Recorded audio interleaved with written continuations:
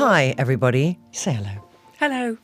It gives me such pleasure. She's sitting here next to me as I do the intro, so I have to be really careful what I'm going to say, of interviewing Elizabeth Day. So let's talk about the plan and that sense of what we feel we should do and what we paint as a path that we feel is the expected path. Yes. So where does your expected path come from? It's a great question because so much of that is to do with fear as well. I know. So for me, there have been various junctures in my life where I've really had to let go of the plan that I thought I had for myself.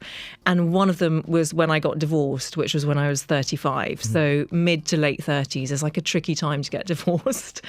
And I remember thinking, I always believed I had very boring plans. I always believed I was going to have a heteronormative marriage and I was going to have 2 children because that's what my parents had. How did it make you feel, this feeling of what you felt the path was? Did it make you feel safe and secure and a part of? It definitely made me feel that I would belong because I never felt that I did belong.